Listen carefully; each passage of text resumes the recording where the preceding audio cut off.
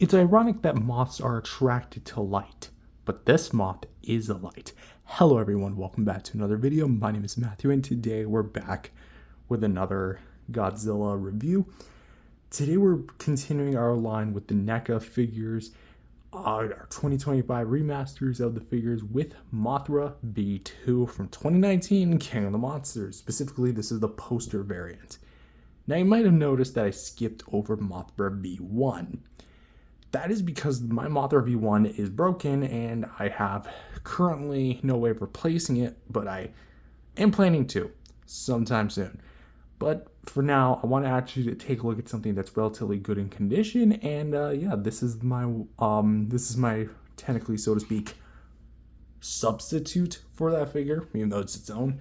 So with that said, for now we're going to focus on this figure, which is going to be based on the poster we see for Godzilla King of the Monsters, specifically the poster Soul of Mothra. And it's all in green, and is, again, what this figure is based off of. So with that said, it's going to be the first non-Godzilla NECA review not on the channel, but like in the 2025 remaster. So let's go ahead and take a look at this gal. Now we're going to do things a little different here for sculpt and paint because, well, this figure is tiny, very tiny. And there's a lot that goes on with the figure that I wouldn't be able to capture with a regular standard camera. So we're going to zoom in quite well and hopefully the quality will pick up. That said, let's take a look. So for the face, it is very, again, small, but it actually has quite a bit of detailing. You can actually see, again, forgive its wobbliness because I am putting it on the stand. It's actually kind of like, but there you go. It's a little bit more secure, but not by much. We have the little, quote-unquote, antennas right at the top that are sculpted in, but you can make them out. They've got a little bit of detail work, as well as a little segmenting. You can kind of see the line work on there. It'd be kind of troublesome if they were like separate from the actual figure. We do have the actual face, which for the eyes, they're painted of solid blue with white, quote unquote, so to speak, pupils. And the face itself, you can kind of see like the mandibles. They're the mouth that is kind of like painted a lighter shade of blue. But the whole figure has this like dark blue base, almost like navy blue, and it looks very cool. For the rest of the head, there's not too much going on with it. We can see a little bit of detail on the top of the head, towards the sides. For the shoulders, so to speak, we have a bit more like ridges, kind of more of the exoskeleton of Mothra, to be technical, and they look great. For again, I'm trying to really like bring all this. It's quite difficult. For the arms, the front two arms, they have multiple segments, but all of them are pretty much individually sculpted and painted, which we have a very nice blue wash, which I'm actually kind of surprised I'm able to see this. So you can see here, the front two limbs right there, they've got some nice detail, and not so much in the way of paint, but they do have some pretty impressive details nonetheless. And of course we have the little hooks, the little barbs on the end. Those look incredible as well. Again, just to look. Sorry if there's like fur. I literally gave this thing a rinse earlier and somehow there's still fur on this thing. I mean, that's what happens when you live with cats. Taking a look at the back legs, they're kind of like the front legs except reversed, because they do feature the same kind of like dry brush effect. I'll be a little bit more dialed back. And of course they have the little two pincered feet. Of course the multi-segmented legs as well. For the back, it looks more like an insect from above. I mean, that's what Mothra is technically, so to speak, because we have all the segmenting. Looks very, very fresh and crisp. As you can see there. I'm trying to like really just let the detail do the talking here because it's so difficult to really like It's difficult to commentate while I'm like literally juggling, like just keeping this thing in frame. Because again, my camera right now is actually pretty zoomed in. Looks like hold on. Is that a piece of plastic? No, that's part of the design. No, okay. I was scared that was like a literal plastic scuff. No, it's fine.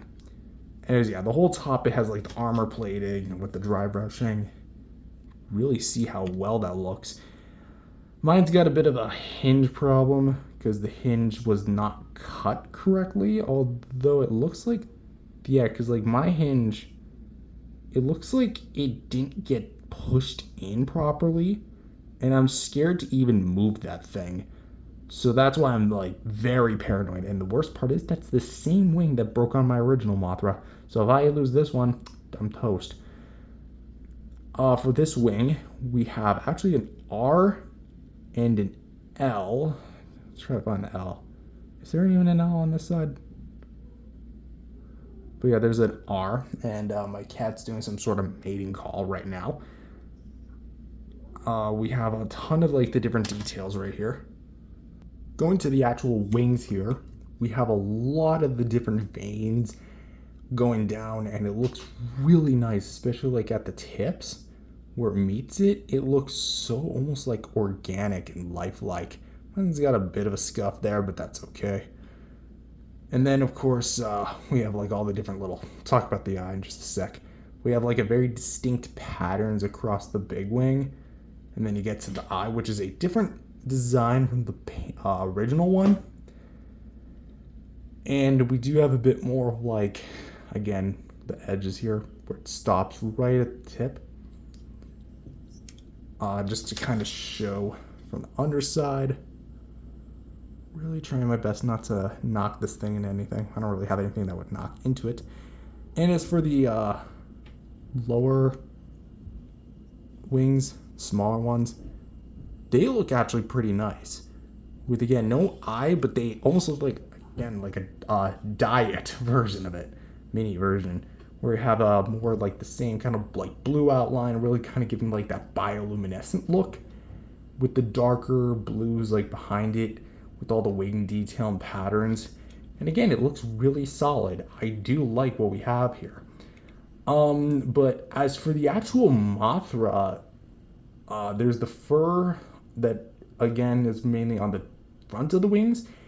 But realistically, that's all I can really say about it. That's basically Mothra. Essentially, NECA made a minifigure.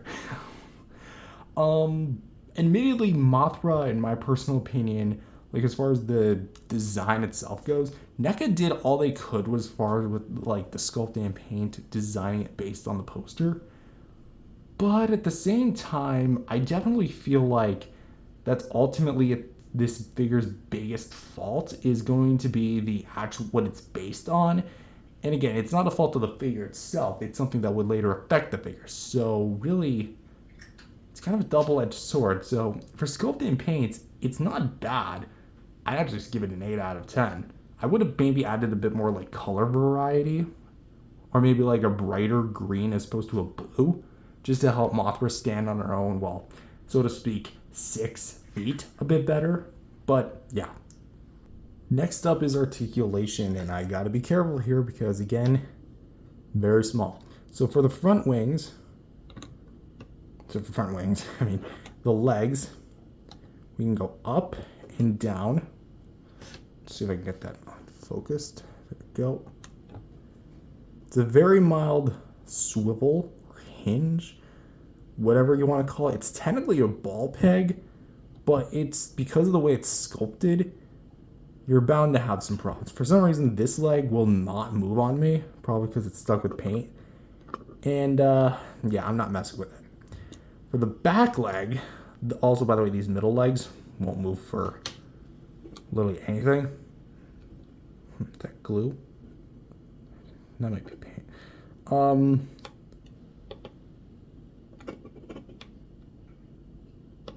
Trying to like lightly move it. I don't think the back legs want to move either. I don't remember. But basically the back legs are supposed to move. For some reason, they aren't on mine, and maybe that's a good thing, because that way I don't have, that kind of minimizes the chance of me breaking it, but essentially you'd be able to move that thing back and forth on one that actually worked. For the wings, we can go up and down. There's no swivel. And for this small wing, we can go up and down like this. So that there's water here because I again gave this thing a rinse before reviewing. So for articulation, yeah, that's it. There's really not a lot to ride home about. I think that personally, the articulation for Mothra here works, and there's really not much you could have added else to the figure in this scale. There's really not much. I definitely have a bit of QC issues with like my arm, my left arm, and the two back legs, because I did not do anything to those legs. Like, that is weird. So in hindsight, maybe that's a bit of a problem, but honestly, it's really weak. I get it. It's the design, but for articulation on a action figure, I'm going to give this thing a 6 out of 10. And plus, like, every time you move it, you literally run the risk of breaking it. Trust me, I found out the hard way. However, thankfully, what Mothra really does come with, that's actually pretty useful, is going to be a cocoon base and a flight rod. Let's talk about it. So first up is the flight rod. This is going to be where you put Mothra. Little, like, not spike, but something that resembles a spike in a little cradle for her. And then you have this clear rod, and then it extends to really kind of like bring a bit more support. And this is where you would peg it in to the cocoon base. Now, this is supposed to be based on the King of the Monsters cocoon base that we see in the movie, which is funny because the actual like cocoon that opens up inside the temple, the adult Mothra never goes in there. So, but essentially it is a broken down cocoon that is highlighted in blue, like a teal. And then you have the darker navy blues, the same spray that the other Mothra, so the Mothra itself is made of. And it looks great. And there is going to be water because, again, I gave this thing a good rinse. It was hella dusty. But again, we do have some nice line work. Nice, kind of like going up and down, up again, a little bit more lines and back down. So that's pretty much the big cocoon. For the thing that houses the cocoon, the containment facility, I suppose, it has quite a bit of detail. Like, this screams King of the Monsters. The Monsterverse never was able to achieve this aesthetic, which is going to be made it's going to be made of a more like shiny silver plastic, unless this is paint, and the actual base is going to be more of a black color. And then you have the copyright info. Hold on, let's pull that up. Copyright trademark. Is that a? Huh. Okay, I thought that was like the other fingerprint. Okay. All right, so there you go. So to assemble it, you want to make sure, or at least in my I don't think there's any right or wrong way to do it, but you're going to want to make sure this is pointing forward. And you want to actually like take a bit of effort more towards like the base itself and make sure like it really kind of gets in there. There we go. And it's pretty much like, again, static. And this is where the delicate part comes in. You're going to want to make sure this thing is going forward, right? Now, take your Mothra. And you want to make sure that this back part goes in between, just in front of the legs, like this. Let's see if I can actually get that on camera. Freaking troublesome frick. And you're going to want to lightly kind of wiggle it in there. Am I even in the cradle? No, I'm not. My depth perception right now is hella wonky because I'm looking at both the screen and in real life. So whatever, you can see it where it's supposed to go. Shimmy Mothra in there. If you're having trouble, use a blow dryer. And she should like basically click in there. And the quote unquote spike should literally just sit in there and Boom. Hold on. Gotta adjust it. Boom. Your Mothra is now levitating across the ground, ready to fly. For the accessories themselves, I feel like they're pretty good. I do like this rod, and I do like the cocoon base, especially the cocoon base. I think I would have preferred a flight arm that had like hinges so you could control where Mothra goes, like maybe have her a little bit levitated down or maybe have it up. That would have been fun. Also, this more applies to the original release, but during NECA's like promotional material, it advertised a Mothra larva that was never, well, it originally was supposed to come with it, but apparently Toho said nope. I don't know why they'd say no to the larva, but they said nope. And yeah, essentially it was an accident, at least as far as I can remember.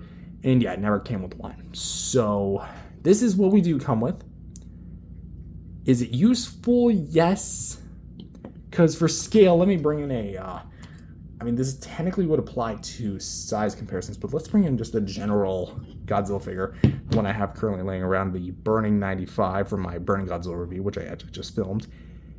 She just stands a bit taller. The 94/95 figures were a bit like reared up a bit more than the KOTM Godzillas.